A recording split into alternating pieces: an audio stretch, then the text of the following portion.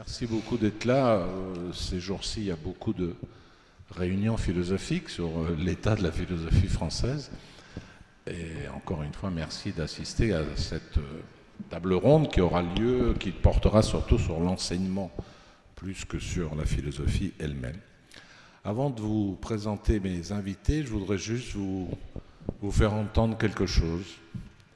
Juste comme ça, c'est pour me faire plaisir. Si la régie veut bien. La philosophie est menacée de mort, le danger est extrême, nous n'avons pas de temps à perdre. C'est pourquoi je regrette déjà de vous en faire perdre. D'ailleurs, pourquoi perdre son temps à justifier la philosophie devant la mauvaise foi qui lui refuse l'existence?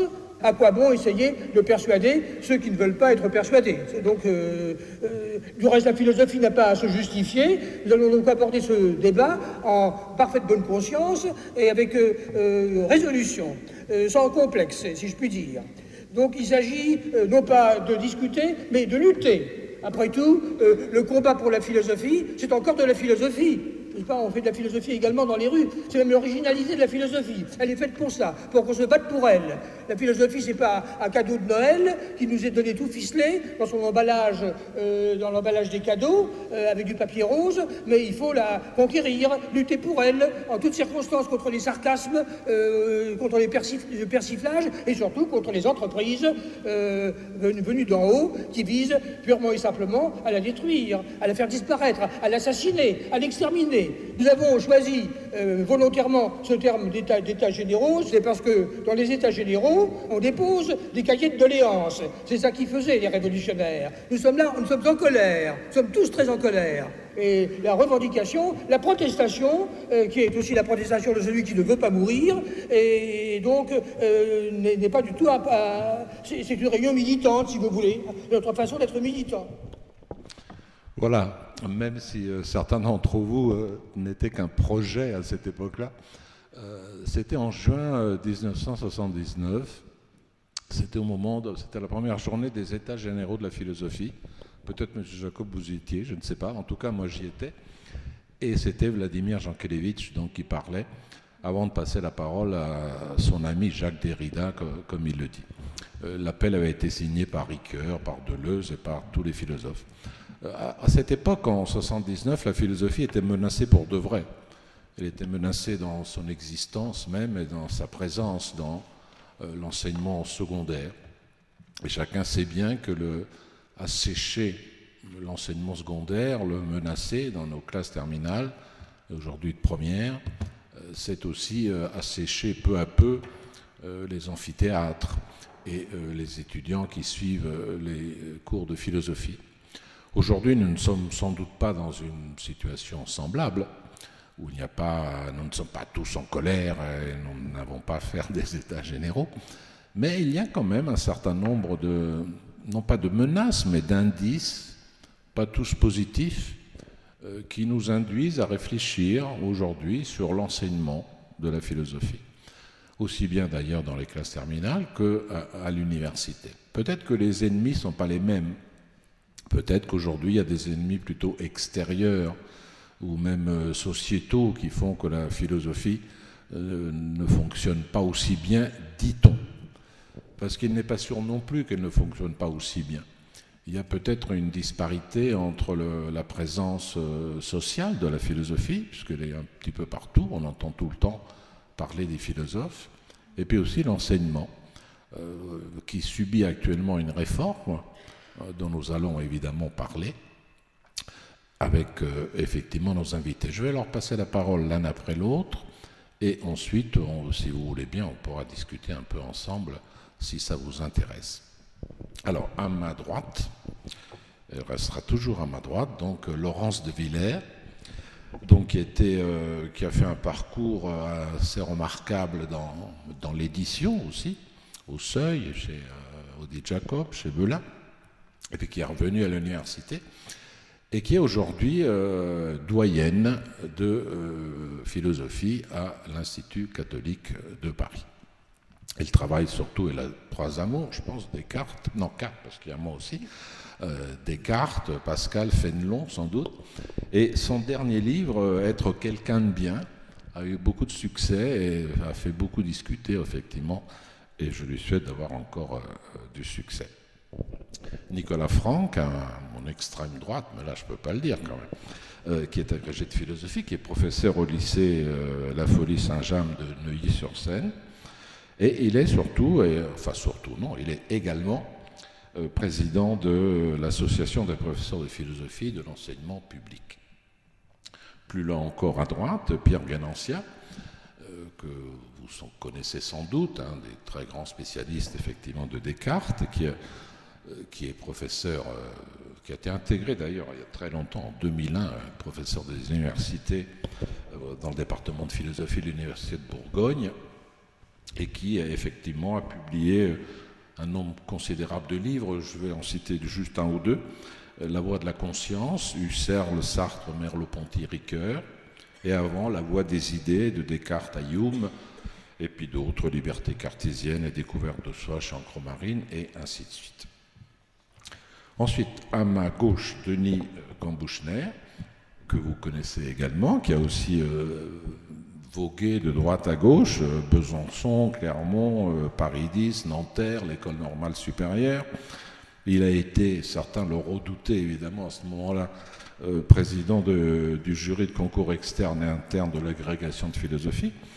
Il est aujourd'hui président de la Société française de philosophie, à laquelle il m'a invité, donc je suis très content. Et lui aussi, c'est un grand spécialiste de Descartes. Donc, il a écrit un petit livre très instructif ces derniers temps qui s'appelle « Descartes n'a pas dit » aux belles lettres. Puis un livre aussi sur l'enseignement, la pédagogie et l'éducation, s'appelle « Quelque chose dans la tête », donc suivi de « Vous avez dit transmettre ». Et ensuite, à ma gauche proche, Brigitte Cide-Bonpayon, qui est professeure de philosophie, bien sûr, qui est membre associé du groupe de sociologie des religions et de la laïcité au CNRS. Et s'est toujours intéressée au rapport entre sociologie et philosophie dans la perception du fait religieux. Elle a écrit notamment Religion, métaphysique et sociologie chez Bergson. Et elle est inspectrice générale de l'éducation nationale, qui m'aurait effectivement fait peur jadis, mais plus maintenant, puisque j'ai arrêté d'enseigner. Voilà, on va pouvoir commencer, mais je ne résiste pas en tant qu'élève de Jean Kelevitch de vous lire encore un petit bout, parce que moi ça me fait plaisir, j'espère vous aussi. La philosophie a une signification particulière en fonction de la contestation et des critiques dont elle est l'objet. Il n'y a pas une position particulière de la philosophie en fonction des événements d'aujourd'hui, sinon dans les milieux professionnels, influencés par les mathématiques, par la logique, par les mouvements et en fonction également de la littérature. Beaucoup de professeurs axent leurs leçons sur les grands problèmes moraux de l'heure, la peine de mort, le suicide par exemple. J'avais moi-même imaginé de remplacer mon cours par des problèmes conjoncturels empruntés aux journaux du jour, et puis je trouvais que c'était du chiquet, et cela développait d'ailleurs un aspect curieux de l'actualité, d'un autre côté très peu soucieux de la systématisation et d'aller au fond des choses. Finalement, j'y ai renoncé, c'est trop facile. La facilité, à cet égard, est souvent destructrice de l'effort philosophique, car la philosophie exige un effort, une connaissance des doctrines, un minimum d'information. Il y a des concepts qui sont toujours les mêmes, dont il faut connaître le sens et en fonction desquels on pose les autres problèmes. Si on les récuse et si on se laisse aller à la dérive en pleine actualité, on est vite débordé. Une philosophie qui serait volontairement journalistique, renonçant par conséquent à l'étude des grands thèmes traditionnels et classiques pour chercher sa pâture dans les grandes nouvelles d'aujourd'hui, est vouée tôt ou tard à l'émiettement ou au découragement. L'enseignement philosophique suppose quand même des concepts, une technique, une scolarité, la façon d'écrire, et puis un attachement au sens des mots. C'est un texte tardif qui date de 1983, juste quelques années avant de mourir, et qui est pris dans présence de Vladimir Jankélévitch chez Beauchesne. Voilà, ça nous met tout de suite dans le débat, parce qu'on va parler tout à l'heure de la réforme. On peut constater d'emblée que cette réforme va influer très très fortement la façon dont on va et les conditions dans lesquelles on va enseigner dans les années suivantes. Il y a des choses qui sont inquiétantes. Moi, ce qui m'inquiète, je le redirai tout à l'heure, c'est le divorce qu'on a quasiment provoqué avec la science, puisqu'on a délibérément mis la philosophie, dès la première, du côté de la littérature, sans plus aucun atome crochu avec la science. Et l'autre, les notions que nous étudions, quand nous étions en terminale, étaient des notions qui étaient enracinées dans un sol. On s'escrimait à expliquer aux élèves ce qu'était une problématique, avant que ces mots ne deviennent aujourd'hui synonymes de problème. Une problématique, c'est un terrain sur lequel telle plante pousse. Et vous voyez, si vous changez le terreau, si vous vous trompez de terreau, la plante, elle ne pousse pas. Donc on avait, je sais pas, la notion, on avait le sujet comme terreau, et puis à côté, on avait le désir, la perception, l'inconscient, la conscience, ainsi de suite. Et aujourd'hui, il me semble qu'on ait renoncé à cet enracinement, d'où le cri d'alarme. Enfin, je ne vais pas le faire tout de suite, mais les invités vont le faire. Je vais passer la parole tout de suite à Laurence, qui va nous dire la façon dont elle conçoit, elle, l'enseignement philosophique. Je prends le micro ? Oui. Alors avant d'en venir à la question que tu nous as posée, comment on enseigne la philosophie en France, je suis d'abord très agréablement surprise et admirative de l'audace des organisateurs qui n'ont pas placé ces discussions sous le signe d'une question qui serait la philosophie en France, mais la philosophie française.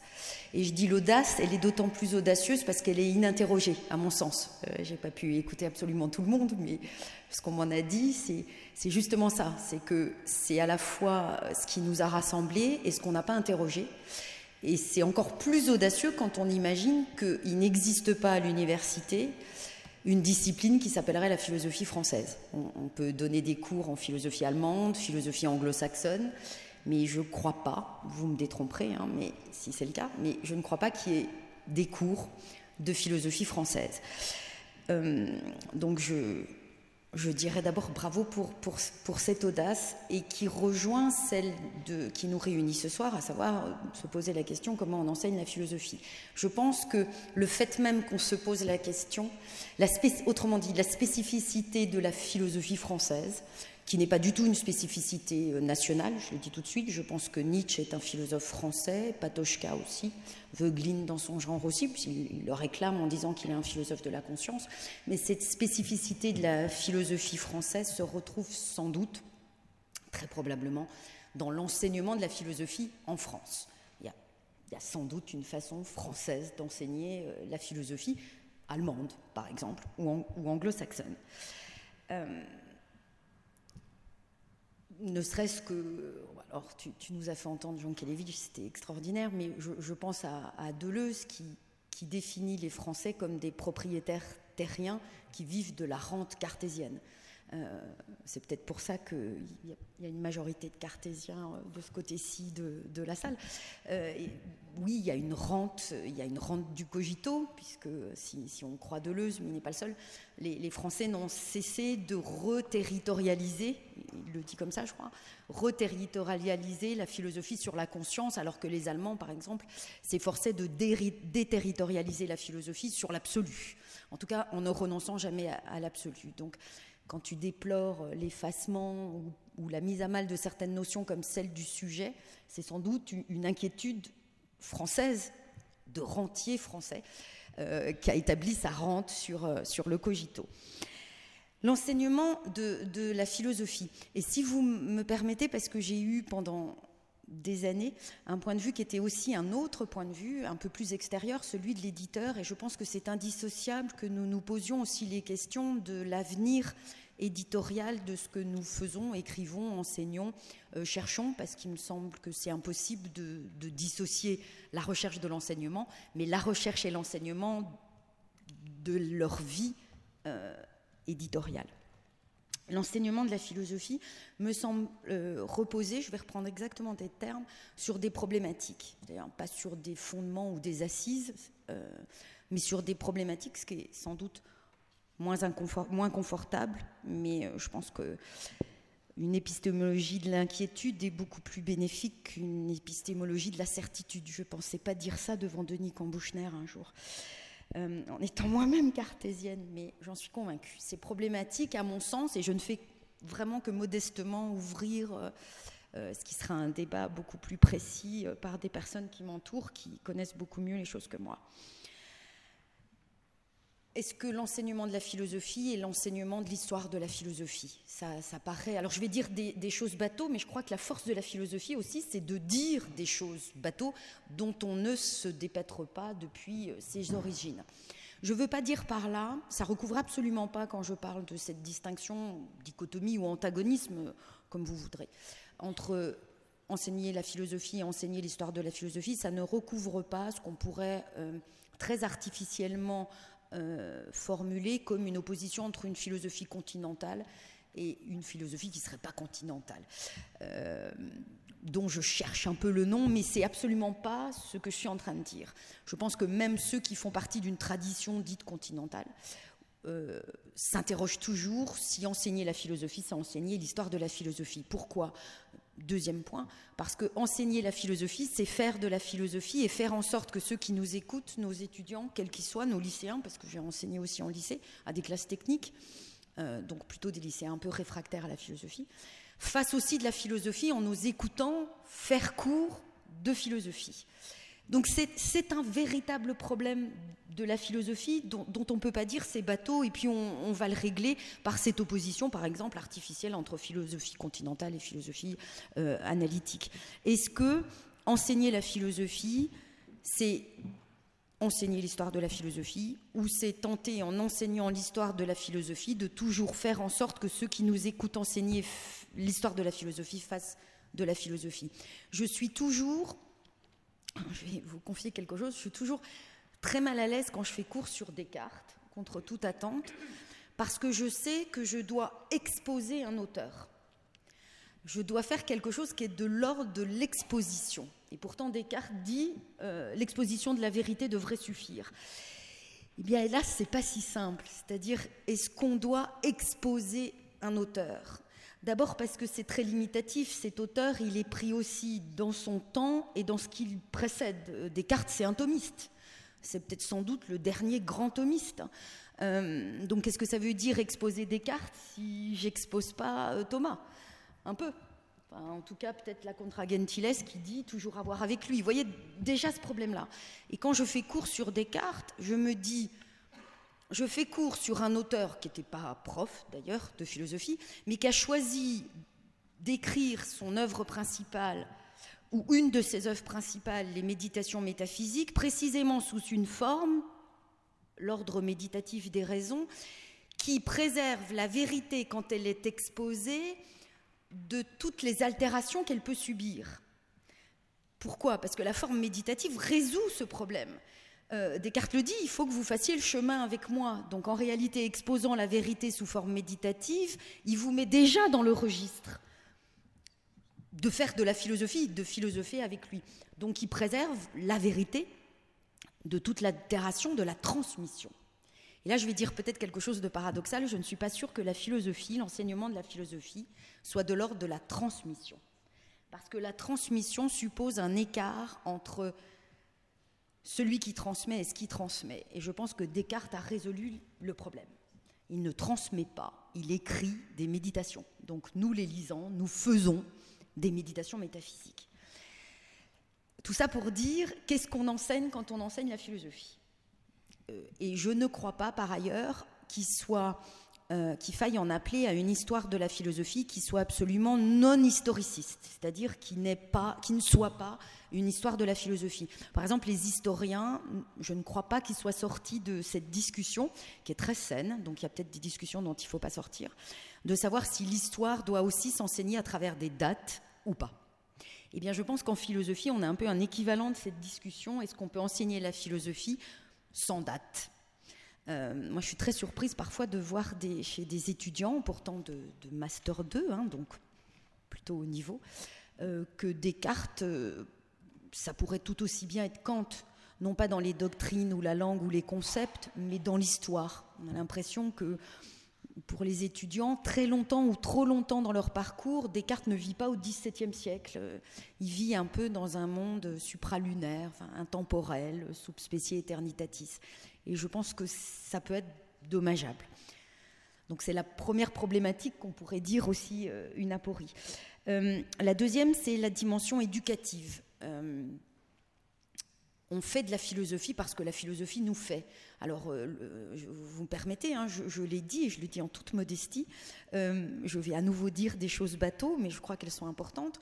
On entend souvent que la philosophie forme des citoyens, elle forme à l'esprit critique, elle forme des citoyens dans une démocratie d'ailleurs, des citoyens ça ne veut pas dire grand-chose, ou dans une république, ce qui est déjà peut-être pas la même chose.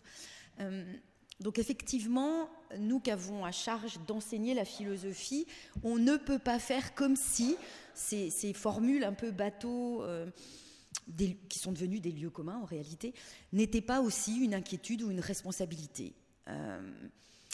Quand on enseigne la philosophie et qu'on ne se contente pas d'exposer des philosophes, ou d'exposer de l'histoire de la philosophie, on enseigne aussi à nos étudiants à ne pas être les mêmes avant notre cours qu'après notre cours, avant d'avoir fait de la philosophie et après en avoir fait. C'est encore une catégorie très cartésienne, nemo ante me, avant moi et après moi.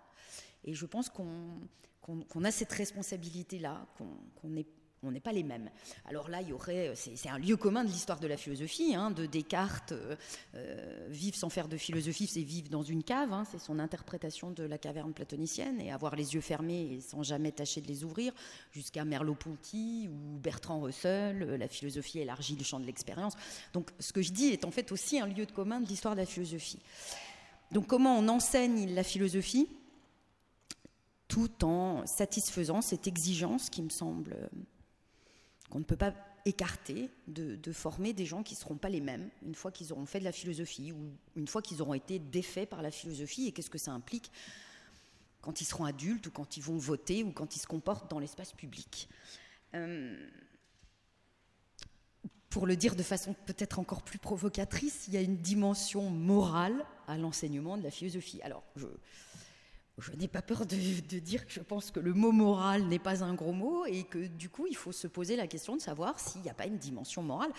J'ai Sandra en ligne de mire, ça peut être le perfectionnisme, enfin peu importe, mais je ne sais pas si Sandra sera d'accord, mais pour moi c'est de la morale. Je vais l'appeler morale et je ne vais pas dire éthique, à aucun moment. Donc voilà, il y a une dimension pour moi morale de l'enseignement de la philosophie. Et la dernière chose que tu as mentionnée, sur laquelle j'aimerais revenir, l'isolement dans lequel on voudrait inscrire la philosophie pour la préserver d'une certaine façon. C'est-à-dire que plus on isolerait la philosophie de ce qu'elle est censée ne pas être, la théologie, le droit, l'histoire, plus on la préserverait. Je pense que c'est faux. D'abord parce que la philosophie c'est toujours considéré, alors à tort parce que c'était une forme d'impérialisme, et à raison, et c'est toujours considéré comme étant elle-même hors les murs. Et je crois que tous... Enfin, je ne connais pas tout le monde, mais il y a des gens que je connais ici et je sais qu'ils ont fait de la philosophie hors les murs, c'est-à-dire qui ont constitué en objet de la philosophie ce qui n'était pas son objet. Et je pense qu'on ne préserve pas la philosophie en l'isolant de ce qu'elle n'est pas. Qu'elle n'a cessé de se confronter depuis l'origine à ce qu'elle n'est pas, soit en l'intégrant, de façon parfois un peu malhonnête. Il y a sans doute un peu de Calliclès dans le Socrate du Gorgias. Il y a sans doute un peu de... Il y a beaucoup de droit dans certains philosophes qui ne disent pas qu'ils font de la philosophie du droit, par exemple. Donc, il me semble très dommageable d'isoler la philosophie de la science, ça tu l'as dit, évidemment, et la science la plus contemporaine. Hein. Je suis très étonnée je suis ravie en même temps, mais quand mes étudiants pensent que Descartes, ce qu'il dit de la science, c'est faux, mais finalement, c'est pas si faux que ça. Après tout, généralement, il cite un peu Einstein pour contredire Descartes, et puis après Einstein, on a l'impression qu'il n'y a plus de contemporanéité de la science. Donc ça, c'est dommage. Enfin, on ne doit pas isoler la philosophie, mais de la science la plus contemporaine. Je pense qu'on ne doit pas l'isoler du droit, et ça, alors vraiment, c'est une discipline complètement absente. On ne doit pas l'isoler de l'histoire, et là je suis provocatrice bien sûr une deuxième fois, on ne doit pas l'isoler de la théologie. Je dis théologie, je ne dis pas histoire religieuse, je ne dis pas fait religieux, et je ne dis pas la foi. Je dis la théologie, le discours rationnel sur Dieu. C'est provocateur, hein, mais à dessein. Je terminerai, si vous voulez bien, si j'ai le temps encore, sur 2 choses. J'en parlais avec David avant de commencer. Le recul du temps. Alors, ça paraît très curieux que je vous dise ça, parce que, encore une fois, je pense que quand on fait de la philosophie, on est d'une certaine façon, même quand on se dit historiciste, on ne l'est pas. Mais pour la première fois de ma carrière, j'ai entendu des étudiants qui m'ont demandé si les méditations métaphysiques existaient dans une traduction française. C'est la première fois. Et, bon, évidemment, alors, j'ai fait la choquée, mais entre nous, voilà, il faut enregistrer le recul du temps. Et moi qui suis 17e-iste et une 17e-iste acharnée, je dis pourquoi, hein, c'est qu'il me semble que Pascal m'aide à comprendre Blumenberg. Donc je ne comprendrais pas la contemporaine si je n'étais pas passée par Descartes ou Pascal. Enfin, vraiment, je n'aurais rien compris à Blumenberg si je n'avais pas lu Pascal. Donc c'est ça, hein, mon 17e siècle. Mais je suis quand même assez inquiète du primat de la philosophie contemporaine. Que mes collègues contemporanistes m'excusent, mais il y a quelque chose qui m'inquiète très très fortement. Comme si la philosophie commençait hier. Et pour moi, elle a commencé hier, mais parce qu'elle a commencé avant-hier. Voilà. Donc ça, il y a ce problème-là. Et puis j'ai commencé par ça, la philosophie française. Alors je remercie encore une fois les organisateurs, parce qu'un de mes rêves institutionnels, ça serait qu'il existe une discipline comme la philosophie française. Et je pense à Sartre, commentant la publication de l'étranger, et je pense qu'il a tenté de définir ce que serait une philosophie française.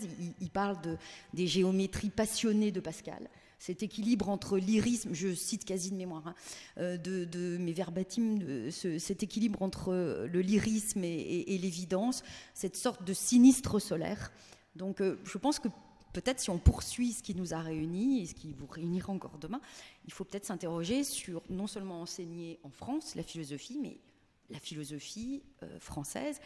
Et je dis ça pour rejoindre un des points que je n'ai pas explicité, mais que j'ai mentionné. Ça permettra aussi peut-être de se dire quelle forme doit-on continuer à donner à la philosophie dans l'édition. Voilà. Merci beaucoup. Je crois que si on enseignait l'histoire de la philosophie, je crois qu'on gagnerait au moins la paix. Moi, je vois en Italie, par exemple, où l'enseignement de la philosophie, c'est l'histoire de la philosophie. Donc on commence par Aristote, puis après on fait par Platon, puis Aristote, puis et ainsi de suite jusqu'à Heidegger. La philosophie n'est pas objet de débat public.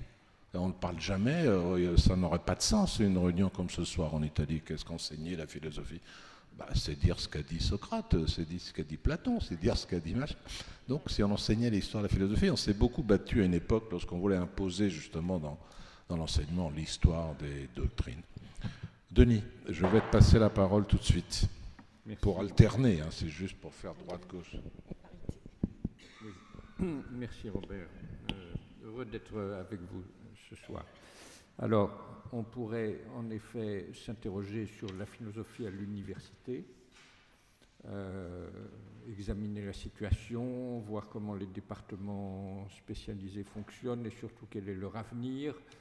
Et si dans les universités parisiennes nous sommes globalement préservés, malgré tout, il ne faut pas se dissimuler que la situation est assez inquiétante dans un certain nombre d'autres universités, notamment les universités de taille moyenne en province. Donc il y a un réel souci par rapport à l'avenir de nos formations qui nous ramène peut-être à 1979, Madame Saunier Seité, secrétaire d'État aux universités, et les États généraux de la philosophie qui se situaient effectivement à cette époque-là. Je crois en même temps que le problème enseigner la philosophie ne se pose pas principalement à propos de l'université, mais surtout à propos du lycée, éventuellement des classes préparatoires. À l'université, qu'est-ce qu'on enseigne ? On enseigne une ou plusieurs, dans des services diversifiés, une ou plusieurs spécialités. Et au mieux, on cherche à enseigner le philosophé à travers la spécialité qu'on enseigne, qui peut être l'histoire de la philosophie, Laurence y fait allusion, ou une autre. Le problème est d'ailleurs de ce côté de faire que les enseignements et les cursus soient organisés de la manière la plus complète et la plus dynamique pour donner une idée complète de la philosophie. Bon, mais le problème se pose surtout au lycée. Je me sens à moitié légitime pour parler de ce problème, n'ayant été que très brièvement professeur de lycée. Je pense que l'essentiel de la compétence leur appartient en cette matière. Le problème des professeurs de lycée, pour autant que j'en peux juger, est un peu inverse de celui des universitaires, c'est-à-dire que leur tâche est d'emblée extrêmement générale, et puis néanmoins elle doit passer par des matières spécifiques qu'ils doivent d'une certaine manière se donner. Mais au sens strict et absolu, nous le savons bien, la philosophie tout court n'est pas objet d'enseignement.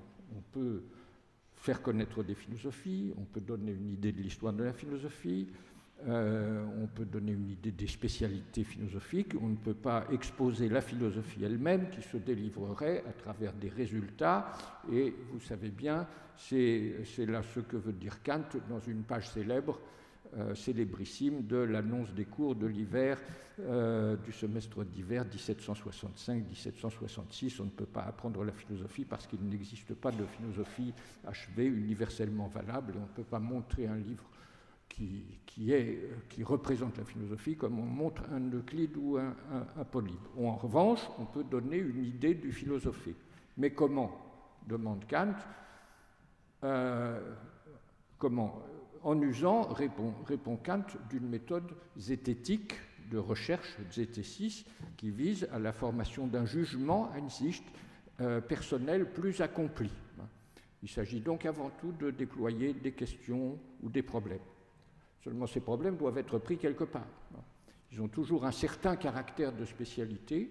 Il y a des divisions pour la philosophie, et dans les divisions traditionnelles, l'ontologie ou métaphysique générale est aussi une spécialité. Et avec cela, ils ont une dimension d'historicité qui s'attache aussi à tous les concepts que l'on peut employer ou sur lesquels on peut réfléchir. Et de fait, permettez-moi juste m'y attarder un instant. Non seulement Kant admet que des auteurs philosophiques peuvent servir de base à l'enseignement, à condition qu'ils soient considérés, dit-il, non comme des modèles du jugement, mais comme occasion de porter soi-même un jugement, mais il ne voit pas Kant de contradiction à faire suivre tout ce développement célèbre de l'annonce de cours à la matière très riche et très diversifiée, les sciences, dit-il, sans transition, dirait-on aujourd'hui, que je pense exposer et traiter complètement dans des leçons privées en tant que privatdozent durant le semestre commencé, sont les suivantes. Et là, qu'est-ce qu'on trouve? Un programme entier. On commence par la métaphysique d'après le manuel de Baumgarten, d'abord la psychologie empirique qui est proprement la science de l'expérience métaphysique de l'homme, formule qui mérite réflexion, puis la cosmologie, puis l'ontologie avec la psychologie rationnelle, et ensuite la science de Dieu et du monde, donc une espèce de théologie. La métaphysique étant suivie de la logique, avec quelques regards sur la critique du goût, c'est-à-dire l'esthétique, puis suivie de l'éthique, philosophie pratique générale et doctrine de la vertu, d'après Baumgarten encore, avec le souci de compléter les essais tout à fait méritoires, mais en même temps incomplets, de Schaflury, de Hutcheson et de Hume. Enfin, venant la géographie, avec ses divisions, géographie physique, mais aussi morale et politique, géographie politique. Donc cette corrélation kantienne entre la plus haute ambition formatrice, apprendre à penser, former l'entendement, puis la raison, et l'exposition de matières hautement spécifiées et diversifiées me semble digne d'une méditation assez prolongée. Kant écrit d'ailleurs « On attend d'un professeur que chez celui qui l'écoute, il forme d'abord un homme d'entendement, verständig, puis un homme raisonnable, vernünftig, et qu'enfin, endlich, il en fasse un savant, gelehrt. C'est un peu dans cet esprit que je voudrais aborder, dans la suite de ces quelques mots, l'expérience qui a été la mienne, puisque en mars-avril 2018, j'ai été chargé par la présidente du Conseil supérieur des programmes de copiloter avec Pierre Guénantia, ici présent, nos collègues littéraires Patrick Dandré et Arnaud Zucker, un groupe bidisciplinaire auquel participait notamment Vincent Descombes, chargé de donner forme à une nouvelle spécialité dans le cadre de la réforme des lycées. Je dis nouvelle spécialité, pas simplement pour autant qu'on institue un nouveau système de spécialité, mais pour autant que beaucoup des spécialités instituées sont monodisciplinaires ou se situent dans la droite ligne des matières traditionnelles, maths, SVT, SES, physique, chimie. Donc quelque chose qui n'existait pas auparavant. Alors en mars-avril 2018, il y a quelque chose à quoi l'on s'attendait, qui était annoncé, c'était la fin, vivement regrettée par un certain nombre de collègues, de la terminale L et de ces 8 heures de philosophie. Et quelque chose qu'on pouvait imaginer, mais sans savoir exactement quel était le coefficient de probabilité, c'est-à-dire la masse des difficultés liées à certains modes d'administration, certains comptables, et à la complexité liée au système à mettre en place dans des délais extrêmement serrés. Je lis dans Libération de ce matin que les épreuves du bac se préparent dans l'impréparation totale et sans aucune visibilité. Je me sens pour ma part assez libre de ma parole par rapport à l'administration actuelle. J'ai signé, je me suis associé à un texte très critique sur un projet de réforme du CAPES particulièrement caricatural et dont nous avons bon espoir qu'il soit très nettement infléchi. Je me sens libre de ma parole et donc je voudrais sans aucun coefficient de je ne sais pas comment dire non-liberté en tout cas, évoquer le projet qui a été le nôtre et que je défendrai par rapport à un certain nombre de critiques. Le défi me semblait valoir celui de la spécialité humanité, littérature, philosophie, valoir d'être relevé avec un certain désenclavement de la discipline par rapport à un risque d'isolement dont Laurence vient de parler, y compris avec la reconstruction d'un lien avec la culture littéraire. Alors, j'entends la critique énoncée par notre ami et hôte Robert, et bien entendu, on pouvait imaginer d'autres connexions et on peut faire valoir la nécessité d'autres connexions. Je ne crois pas que le programme que nous avons mis au point pour humanité, littérature, philosophie soit exempt de relations avec la science. Je pense que aussi cette spécialité telle qu'elle a été choisie, dans une part notable par des élèves qui ont choisi en même temps des spécialités scientifiques. Et donc, on peut revenir là-dessus. Mais en tout cas, donc, le lien avec la culture littéraire, il est antique. Il est antique et il est indéniable. Les humanités classiques englobent les disciplines dont il est question. La spécialité humanité, littérature, philosophie n'englobe pas toutes les disciplines constitutives de ces humanités, mais enfin, ça s'inscrit dans une très large tradition. Et je voyais à cette spécialité l'intérêt intrinsèque d'ouvrir les programmes sans qu'il soit renoncé au tronc commun de l'enseignement philosophique, d'ouvrir les programmes vers de nouveaux problèmes sans renoncer donc à l'assise traditionnelle de l'enseignement de la discipline.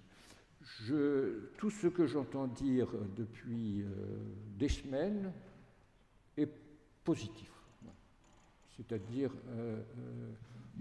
on aurait pu imaginer que non, ça ne fonctionne pas.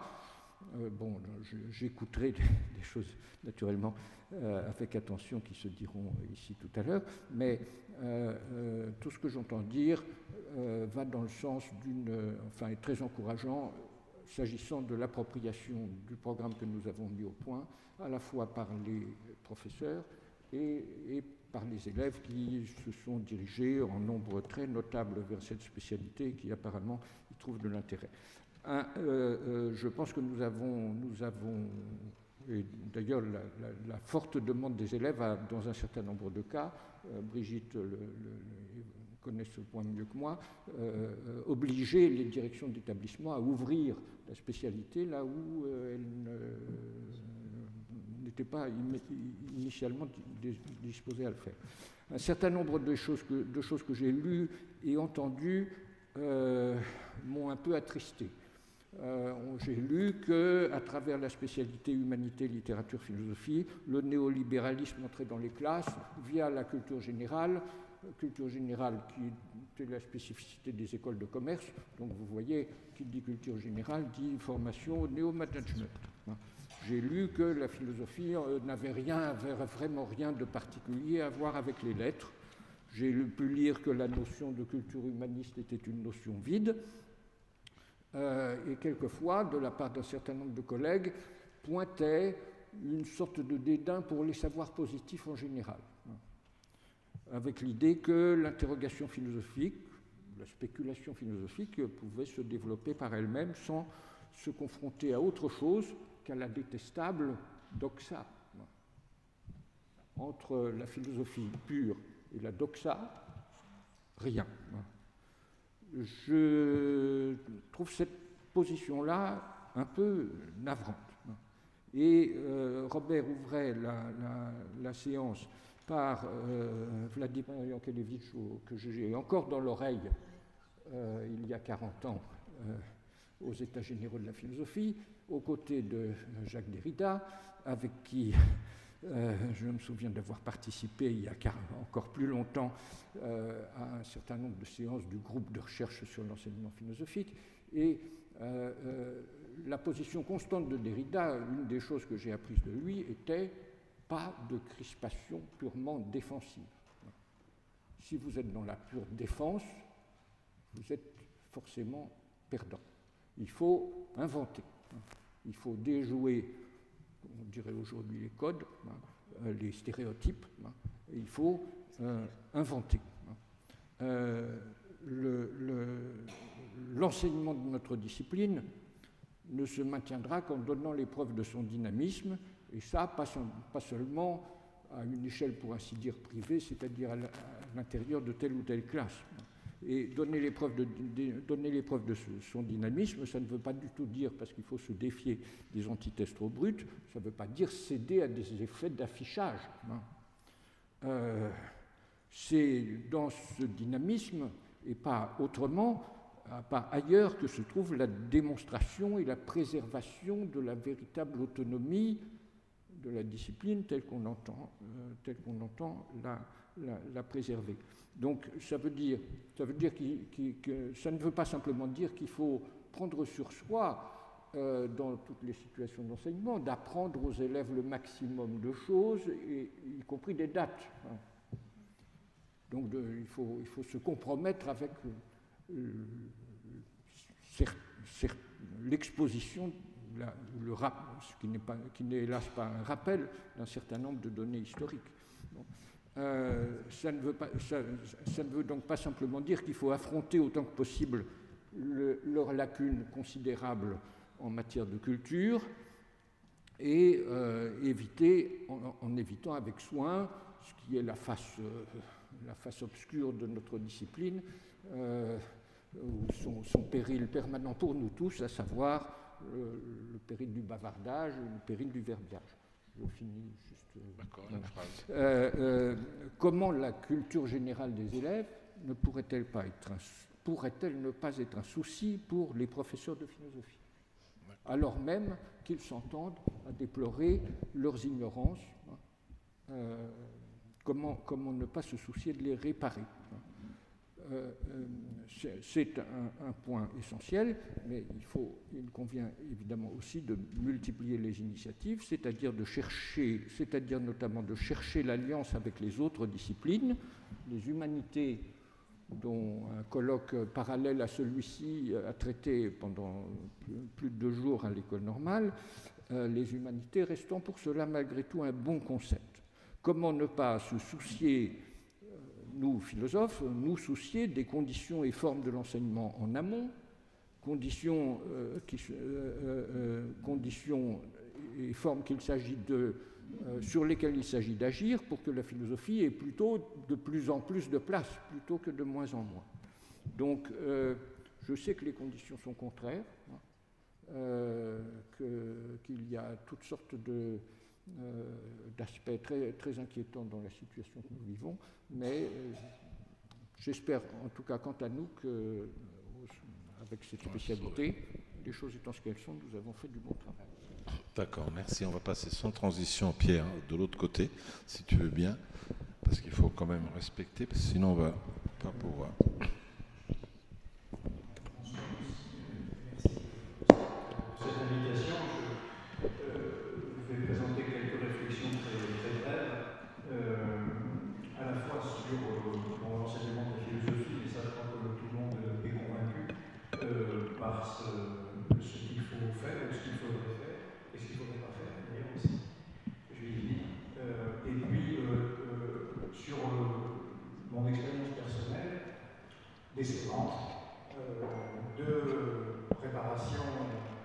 d'élaboration du programme de philosophie dans le nouveau lycée.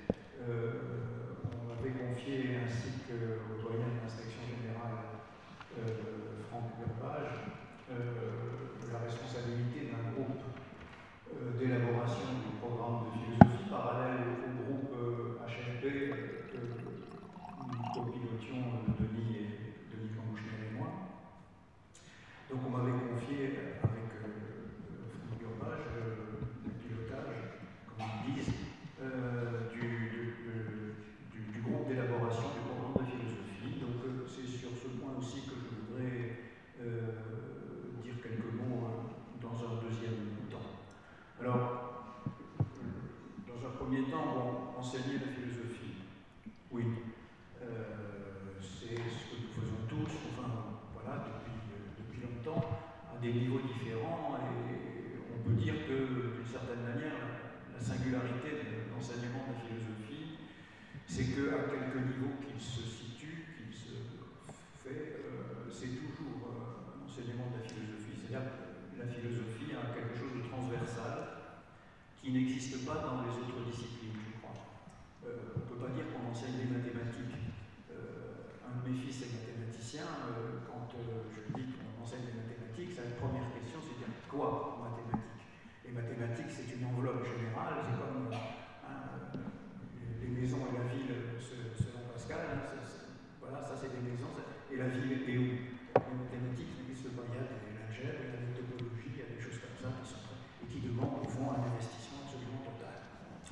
Ce n'est pas tout à fait le cas en philosophie, on pourrait multiplier les exemples, mais ce n'est pas tout à fait le cas en philosophie, où je crois que enseigner la philosophie, c'est garder toujours le cap sur la finalité de l'enseignement de la philosophie, qui est au fond quelque chose d'assez personnel.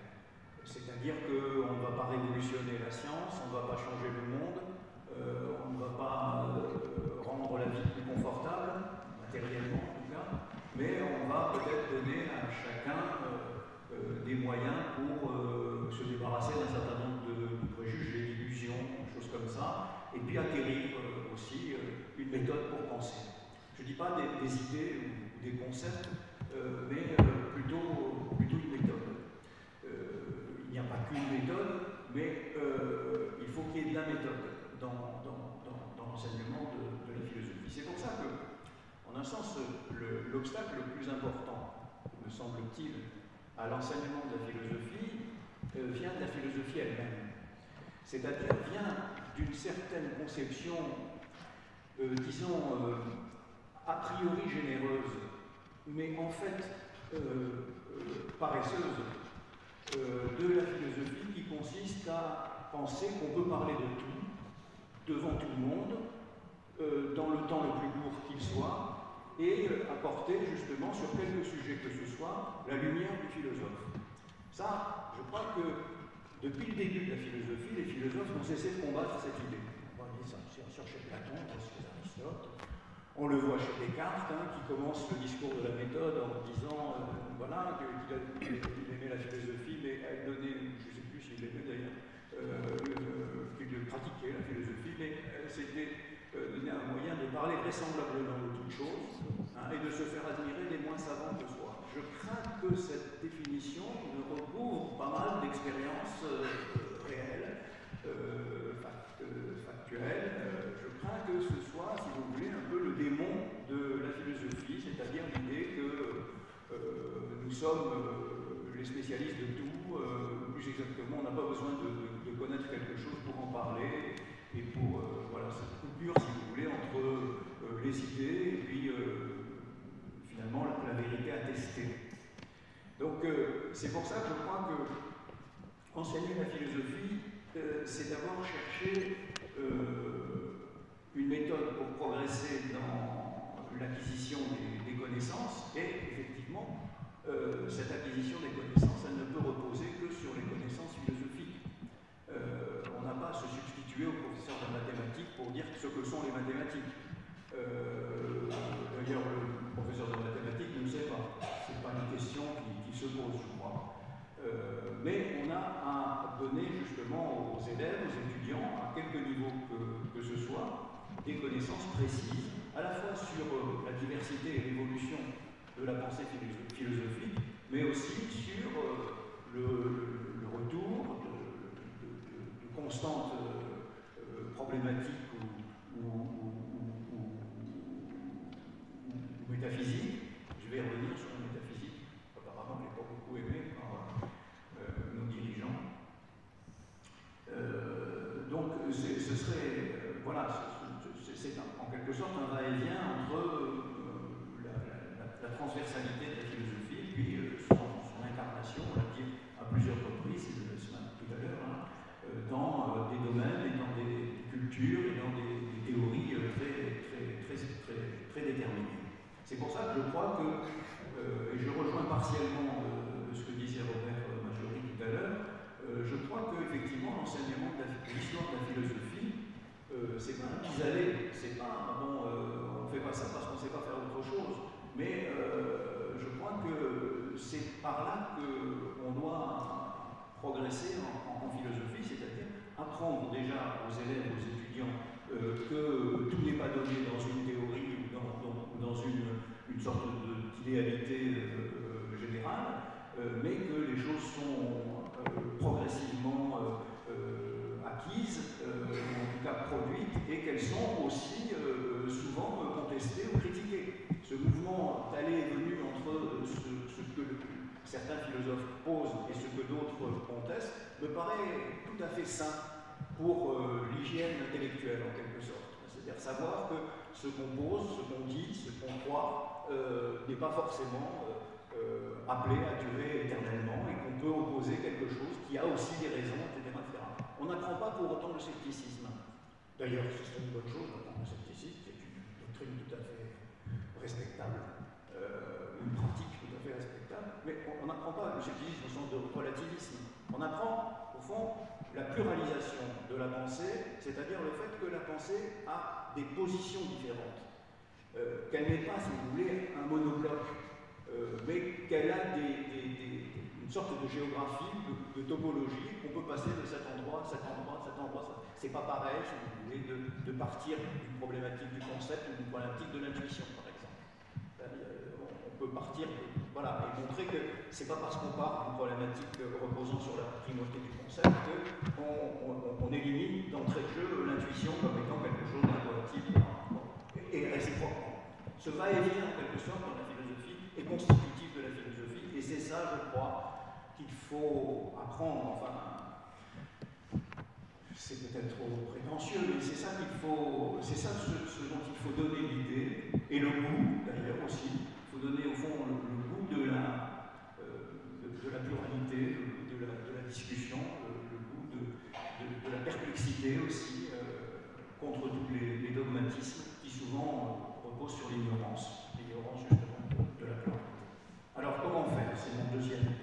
si j'ai une minute, Robert, ou pas?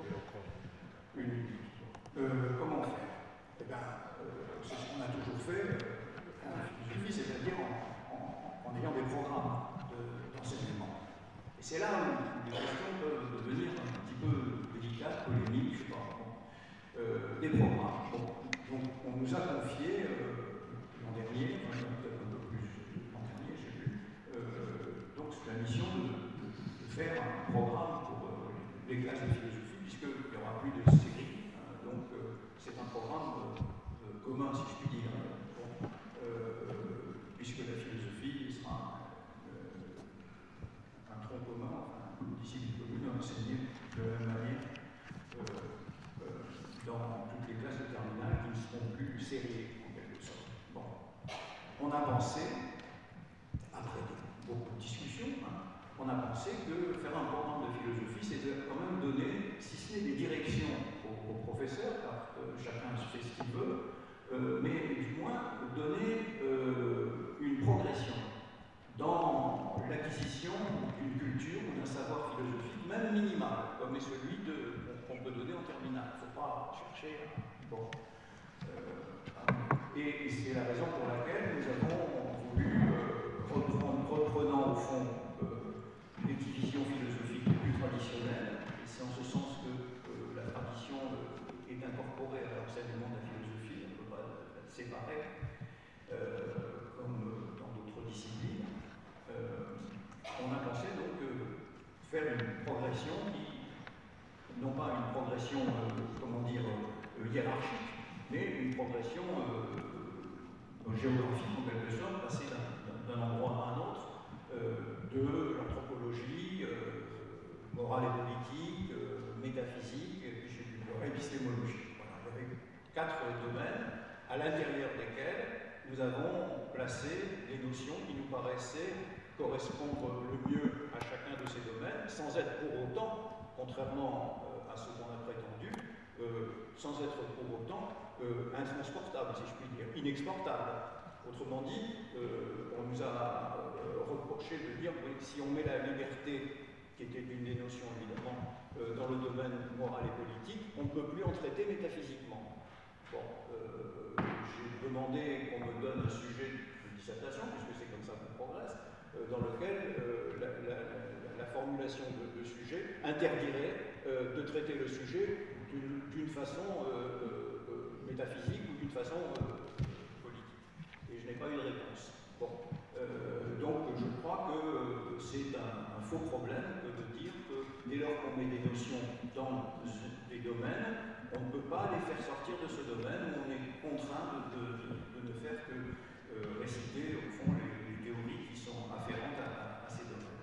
Bon, mais voilà, le cadre général, mais la nouveauté en quelque sorte de ce programme, et c'est une nouveauté comme la plus traditionnelle qui soit, c'était d'avoir remis la métaphysique comme un des domaines, et il me semble que quand même en philosophie, ça existe assez souvent, la réflexion métaphysique, de mettre la métaphysique donc, comme un des domaines, et de mettre dans le champ de la métaphysique l'idée de Dieu, l'esprit et le corps, et puis j'ai dit quoi je crois qu'il y avait aussi l'analyse d'un concept scientifique qui était en épistémologie. Enfin bon, peut-être, mais restons là-dessus.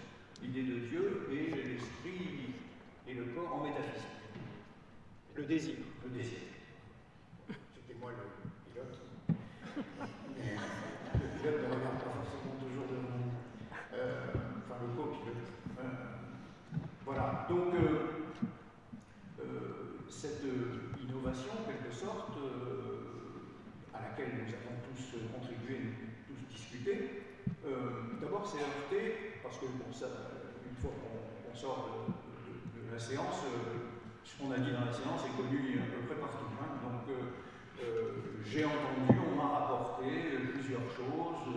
Certains s'étaient inquiétés de mon virage théologique, de mon tournant théologique, en disant comment l'idée de Dieu. Quelqu'un même dans la commission m'a dit mais moi je suis laïque, l'idée de Dieu c'est un peu difficile. Donc je dis dans ce cas-là il faut faire l'impasse sur beaucoup de textes philosophiques qui parlent de Dieu depuis Platon jusqu'à Lévinas. Bon. je ne pensais pas, en proposant l'idée de Dieu, infléchir d'une manière idéologique ou théologique un programme de philosophie qui la comporte depuis sa naissance. Et pour l'esprit et le corps, je crois que c'est pas la peine de faire une démonstration de la.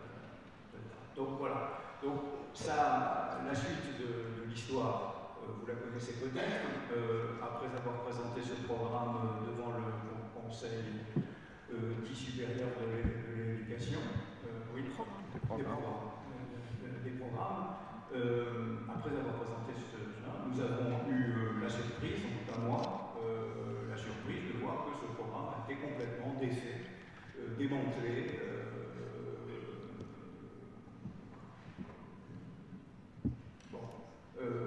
Et qu'à la place de ce programme qui comportait donc une progression méthodique, on avait des notions dans lesquelles avait été éliminée l'idée de Dieu, l'esprit et le corps, l'analyse d'un concept scientifique, je crois, et des choses comme ça. Donc voilà, c'est-à-dire qu'on se trouve devant toujours ce problème, c'est-à-dire avec devant soi, c'est pour ça que je vous dis que la philosophie, elle est menacée par elle-même, devant des gens qui pensent qu'au fond, pour faire de la philosophie, on a besoin de rien.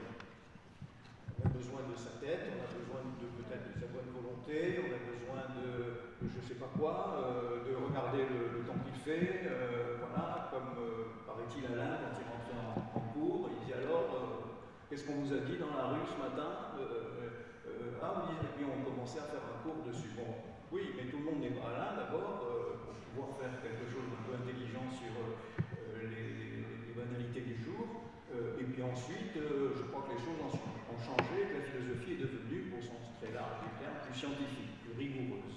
Son enseignement est c'est pour ça que je crois que finalement, donner à la place d'un programme structuré un ensemble de notions dynamiques n'est pas d'ordre, c'est toujours renouer avec cette idée selon laquelle, au fond, pour faire de la philosophie, surtout, il ne faut rien savoir.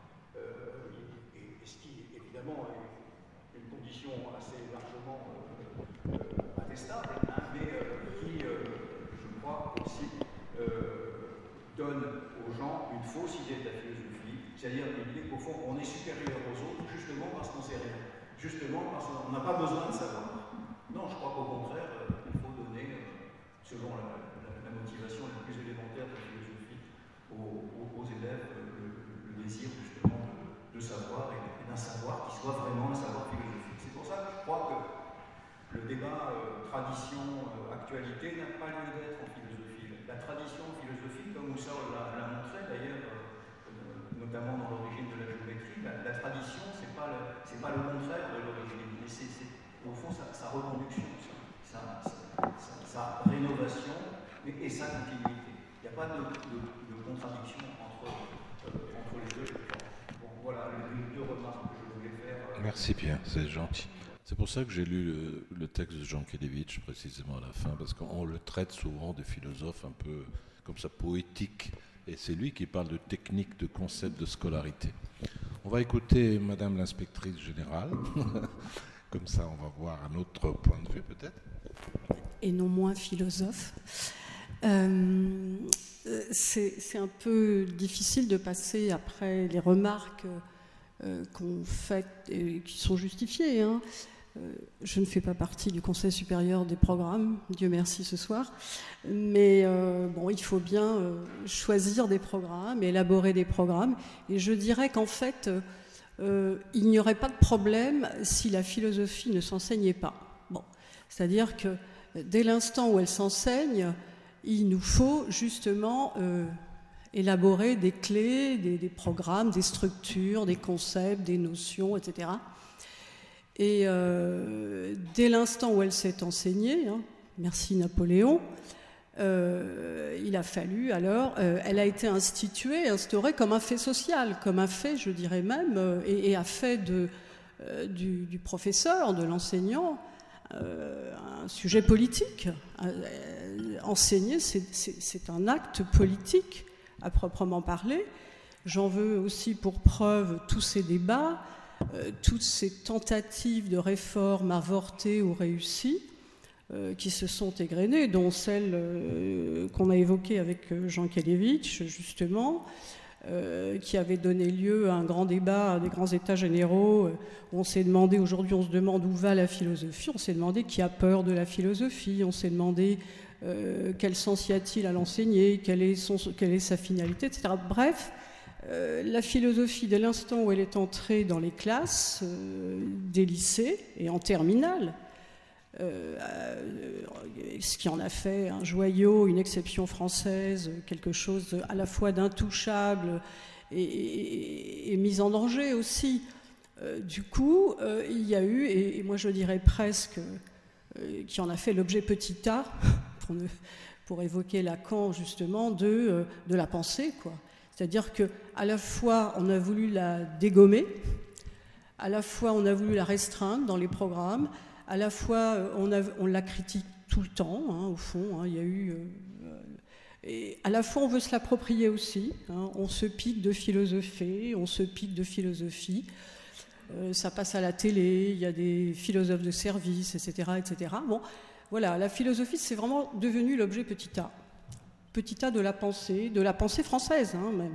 Donc ce que je défendrai ici, c'est simplement l'idée qu'enseigner, c'est donc un acte politique. Je rends hommage d'ailleurs à tous les enseignants ici, qui sont peut-être ici ou pas d'ailleurs, et je me rends compte justement dans l'élaboration des programmes qu'on a eus, les critiques, elles n'ont pas été philosophiques en réalité, elles ont été politiques. Les réformes qui sont apportées à chaque fois pour transformer son enseignement, elles sont politiques. Vous avez un gouvernement de droite, il y a un peu moins de philo, un gouvernement de gauche, il y en a un peu plus. Quand j'ai passé l'agrégation, je l'ai passé en 81, le nombre de postes sous la gauche avait doublé. Bon, voilà.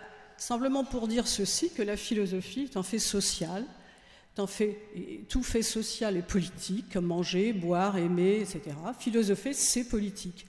Philosopher, enseigner la philosophie, faire de la philosophie, c'est un acte politique. Donc aujourd'hui, on est dans une réforme politique, hein, c'est une réforme politique, qu'on puisse la dénigrer, la critiquer, il faut des arguments politiques pour le faire. Moi, j'ai un devoir de réserve, donc je ne vais pas ici critiquer cette réforme, je ne le ferai pas. Simplement, je vais m'attacher à dire juste 2 mots, et je ne serai pas aussi longue que mes collègues là-dessus. Je dirais 2 mots juste sur l'esprit de cette réforme. L'esprit de la réforme, qui est presque un esprit philosophique au fond, sans le savoir. Je dirais presque que Monsieur Jean-Michel Blanquer a des accents déridéens. Je vais un petit peu en provoquer certains. Ah oui, ça, oui, je bien sûr, je pense. C'est pas grave. Simplement, encore une fois, c'est politique. Une réforme, elle est politique. Je veux dire par là, que voulait Derrida? Il voulait rendre la philosophie, faire en sorte que la philosophie s'introduise en classe de seconde, en classe de première, et même en maternelle. Bon. Cette réforme a fait qu'il y a eu une introduction nouvelle de la philosophie grâce justement à ce dont on parlait tout à l'heure, humanité, littérature et philosophie, aux spécialités, en première. Il n'y avait pas eu de tels projets. Il y a eu des projets, bien sûr, qui sont tombés à l'eau, etc., auparavant. Mais là, en tout cas, il y a une nouveauté, c'est que les classes de première peuvent apprendre de la philosophie avec un programme. Alors effectivement, on peut toujours, là je rejoins Denis Cambouchner, on peut toujours critiquer l'association avec les lettres, mais bon, moi j'ai vu des enseignants qui se sont appropriés, je vous signale que ça a commencé déjà, hein, les spécialités HLP comme on dit, hein, parce qu'à l'inspection générale on adore les acronymes, donc HLP, hein, Humanité, Littérature et Philosophie, ça a commencé. Et je trouve, il faut quand même entrer dans la peau d'un enseignant. C'est difficile pour un enseignant de philosophie de prendre un thème comme les pouvoirs de la parole avec un prof de maths. C'est un peu délicat. C'est assez difficile. Bon, simplement, il y a malheureusement des impératifs pratiques à l'enseignement, hein, Et donc, l'association lettres-philosophie, elle a été de soi, et puis parce qu'elle est, c'est vrai, assez ancienne, voilà. Cela n'empêche pas qu'il y ait des notions scientifiques qui seront traitées en terminale ou même en première. Maintenant, pour l'esprit lui-même, cette introduction des HLP, des humanités, littérature et philosophie en première, il s'associe aussi d'une autre grande introduction, c'est le fameux grand oral. Ce grand oral qui va porter justement sur une des spécialités. Pour ceux qui auront pris HLP, ils devront s'exprimer pendant 20 minutes. Je fais partie du comité de pilotage justement de ce grand oral. Ils vont devoir s'exprimer pendant 20 minutes sur une question qu'ils auront travaillée dans l'année relative à l'une de leurs spécialités. Bon, HLP en étant une. Alors, rapidement, je ne vais pas entrer dans les détails pratiques, et ils sont très nombreux, comment ils devront s'habiller, comment ils devront se positionner, comment ils devront parler, etc., etc. Ça fait partie de la cuisine de l'inspection générale et de la DGESCO. Pour ceux qui ne connaissent pas cet autre acronyme, c'est eux qui décident, in fine, de comment se déroulera ce grand oral. Deux choses. On peut dire ce qu'on veut sur cette réforme, mais si on dit quelque chose, c'est d'ordre politique. Ce ne sera pas d'ordre philosophique. Je n'y crois pas trop. Maintenant, si demain il y a un gouvernement de gauche qui revient au pouvoir, voilà, eh ben, on aura une autre réforme, point barre. C'est tout. Peut-être qu'elle restera, peut-être qu'elle perdurera. En tout cas, il y a toujours un intérêt politique à enseigner la philosophie de telle ou telle manière, et à y mettre des programmes de telle ou telle envergure ou de telle et telle épaisseur. C'est quelque chose auquel on ne coupera jamais, peu importe. Simplement, dans l'esprit de cette réforme en particulier, telle que le ministre de l'Éducation nationale l'a imposée, il y a deux choses nouvelles. C'est qu'on a mis l'accent, outre les notions, je ne parle pas ici du contenu, on a mis l'accent sur deux choses. L'expression de l'élève, c'est-à-dire la possibilité de s'exprimer avec facilité, car il a bien compris, enfin c'est pas Blanquer lui-même qui l'aura compris, c'est la commission qui s'en est chargée. On a bien compris que c'était un fait, on revient à ça encore, c'est un fait politique de savoir s'exprimer, c'est jouer avec son inscription sociale. C'est jouer avec la possibilité de se défendre, c'est jouer avec la possibilité d'échanger, c'est jouer avec la possibilité d'aller vers une altérité ou une autre, etc. etc. Donc, je vais finir rapidement. Donc, je voudrais juste qu'on pointe, pour résumer la chose, l'esprit de cette réforme. Elle est effectivement, probablement, avec les quatre thèmes, juste rapidement, la recherche de soi, l'humanité en question pour les terminales et les pouvoirs de la parole, les représentations du monde. C'est vraiment, on a mis l'accent sur le sujet, l'individu, sa façon de s'exprimer, son pouvoir à s'exprimer et probablement aussi sa liberté. Voilà, donc je ne vois pas d'autre action politique. On va en reparler. Il y a plein de choses à dire, pour ma part à contester aussi dans ce que tu viens de dire. Mais je vais d'abord passer la parole à Nicolas Franck. Merci beaucoup, merci d'avoir invité. Je vais faire de la réforme. J'espère que je vais convaincre Brigitte Sidon, mon secrétaire, qui est très mauvaise dans la carrière de conseillère d'inspection.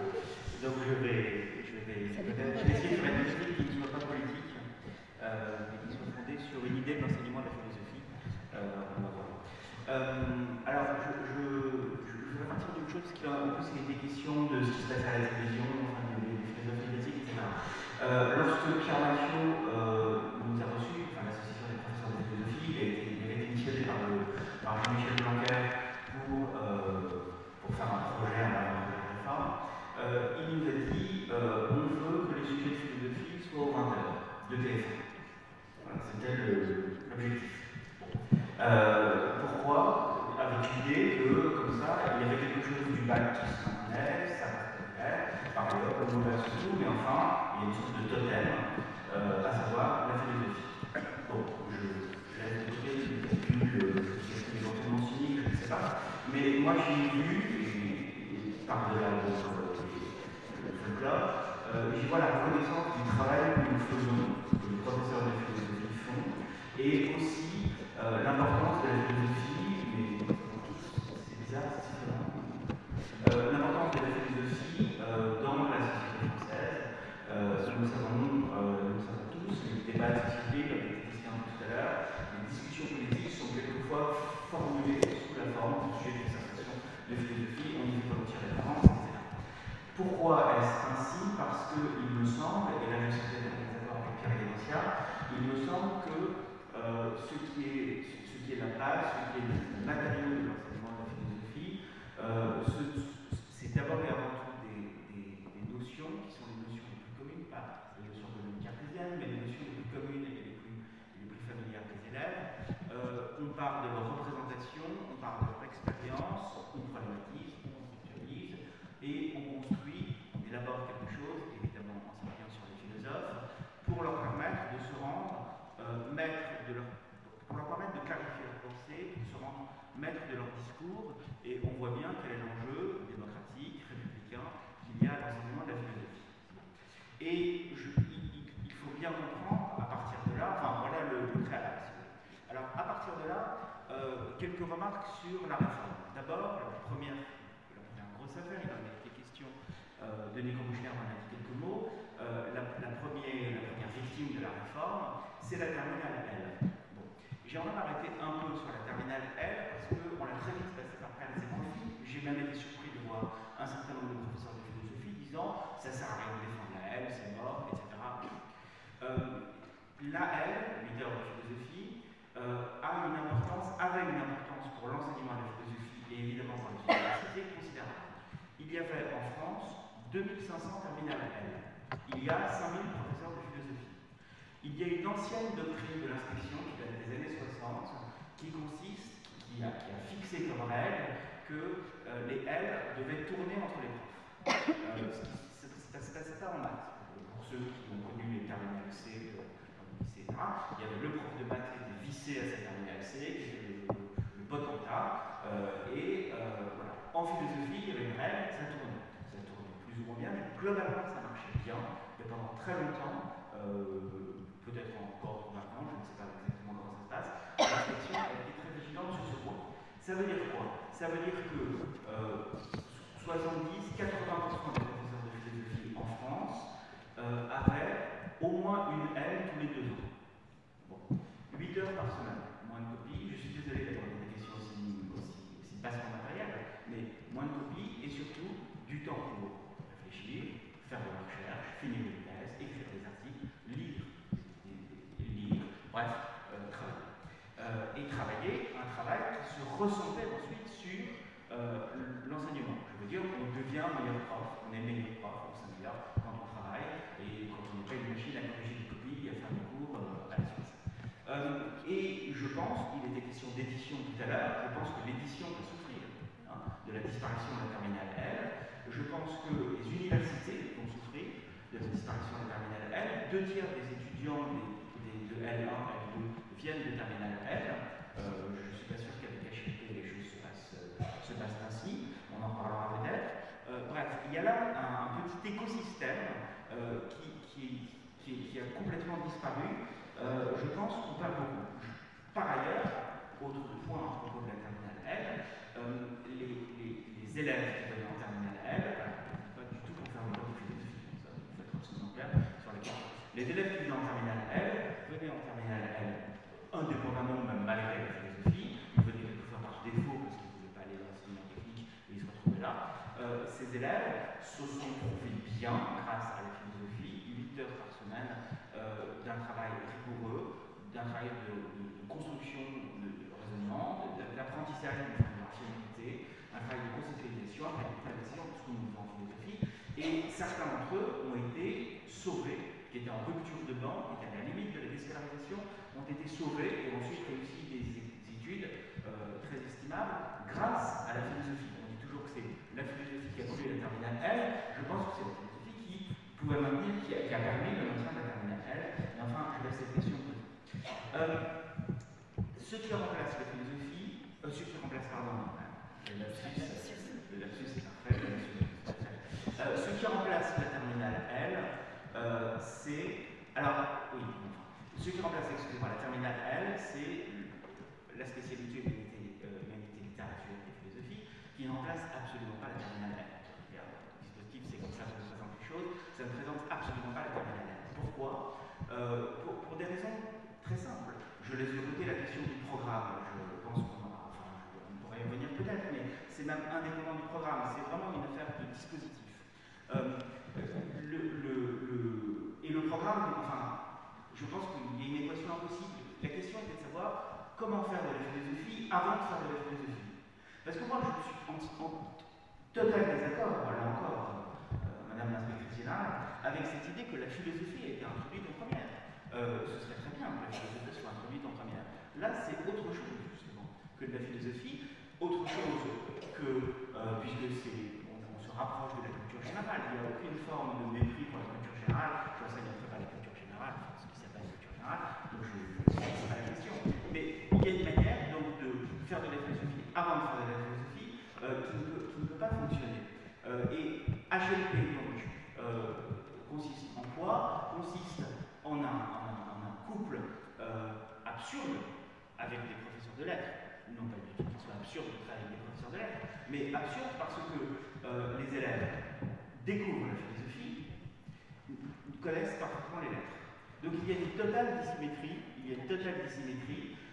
et qui ensuite produit des complications inouïes qu'on va voir l'année prochaine, puisque l'année prochaine, en commun, nous aurons des élèves qui ont fait HLP, enfin une philosophie, donc qui ont fait la spécialité puis qui ont arrêté dans la même classe, des élèves qui auront continué, des élèves qui découvriront tout depuis le début.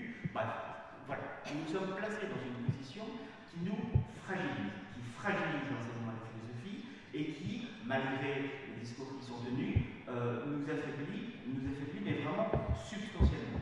Je crois que là, il y a vraiment quelque chose dont il faut avoir conscience parce qu'il n'y a pas de substitution. Et il suffit de voir, parce que les élèves, quand même, ils jugent à partir de cela. Il suffit de voir quelles sont les épreuves qui sont proposées aux élèves. Elles sont, bon, je n'ai pas le temps d'en parler, mais elles sont d'une telle indigence que eux-mêmes sont gênés. Enfin, j'enseigne à HLP, les élèves quand ils ont découvert ça, quand on leur a montré, les élèves sont gênés. Je fais juste une dernière remarque sur HLP. Il y a en L 60 000 élèves environ, un tout petit peu moins, 59 000 je crois. Il y a en première, en HLP, 70 000 élèves. Et on doit abandonner une spécialité en terminale. Voilà. Je connais, en effet, j'en ai, et je vois bien, c'était très prévisible. Des élèves scientifiques qui viennent suivre les cours d'HLP, en fait, qui sont inscrits en spécialité en HLP, parce qu'ils sont curieux, en philosophie, c'est un trick, c'est un grand prestige. Les lettres, ils disent c'est bon pour la culture générale, et puis ça m'aide à préparer le bac de français, c'est surpris. Voilà. Et évidemment, il est programmé qu'ils arrêteront. Et HLP est une des spécialités les moins choisies, la liste des spécialités, la moins choisie des spécialités, des 7 spécialités dites fondamentales, et en terminale, il y a énormément d'endroits où elle va disparaître. Donc même numériquement, nous sommes dans une situation d'extrême appauvrissement. J'observe enfin que les professeurs d'Hippocane et de Cagne ne se sont prononcés pour, enfin, je ne vais pas dire contre HLP, mais ils ont dit il n'y a pas besoin d'avoir fait HLP pour aller en Hippocane. Donc on n'imagine pas des profs de maths dire la même chose des mathématiques, évidemment, sans spécialité mathématique, on ne peut pas aller en dessus. Donc il y a là quelque chose, là encore, qui participe d'une extrême fragilisation. Dernier point, j'ai encore une minute. Cela introduit le système des spécialités. Alors ça, c'est pas propre à la philosophie, mais la philosophie, je pense, est particulièrement intéressée par ça. Cela introduit un système de concurrence entre les disciplines et entre les professeurs, puisque nous avons des élèves, pour conserver nos services, nous devons les garder l'année suivante. Bon. Et cela altère, cela bouleverse complètement alors le rapport avec eux, la notation. Non mais enfin, il faut quand même être clair, il y a des lycées où les exemple Histoire Géo, par exemple SES, une note entre 16 et 20. Voilà. Donc les élèves vont vers ce qu'on appelle la diversité des matières à points. Bon, et donc ça bouleverse évidemment l'éducation, mais enfin à la limite on peut se dire on note avec 4 notes. Hein. Voilà, on fout ça, voilà, c'est pas compliqué. On va apprendre à faire ça. On considère qu'en dessous de 16, il n'y a plus rien. Et donc ça c'est une première chose, mais il y a quelque chose d'autre qui est très pervers, c'est que en fait quand nous nous adressons à nos élèves, nous nous adressons à des personnes que nous devons séduire. Nous devons vendre quelque chose parce qu'il faut qu'ils nous choisissent l'année suivante. Et enseigner la philosophie dans ces conditions, voilà, me semble une forme de contresens. J'aurais aimé parler de la voie technologique, parce qu'on n'en parle jamais, et que dans la voie technologique, il n'y a que 2 heures de philosophie par semaine. Il n'en faut pas plus, c'est-à-dire les emplois du temps déjà très importants, il n'est pas question de gens à qui on prend à 16 heures, etc. Mais il faut que ces heures soient dédoublées, c'est-à-dire qu'on puisse y avoir que ces 2 heures, il y a au moins 1 heure qui soit dédoublée, que les élèves puissent pas travailler en nouveau, que voilà. Sinon l'enseignement de la philosophie est absurde. L'APEP fait chaque année des grandes enquêtes, elle en a fait d'ailleurs sur le programme. Un tiers de la profession a répondu, puisque le ministère ne faisait rien, c'est nous qui avons fait l'enquête. C'est une somme absolument considérable qui dit quelque chose de très profond, je pense, sur l'état d'esprit des professeurs de philosophie aujourd'hui en France. Je suis très frappé de voir monter année après année une inquiétude, on connaît le volontarisme des professeurs de philosophie dans les sciences technologiques, une inquiétude de plus en plus grande, de plus en plus forte, et surtout un renoncement, certains d'entre eux disant à quoi bon? Arrêtons, c'est une mascarade, travailler dans ces conditions est impossible. Ce sont des élèves qui ont besoin de philosophie et nous sommes incapables de leur apporter ce dont ils ont besoin. On pourrait aussi parler des lycées sociales, mais je m'arrête ici, mais j'aimerais répondre, enfin on pourra parler de Dieu aussi. On peut parler de Dieu, de 23h à 24h, on va parler de Dieu.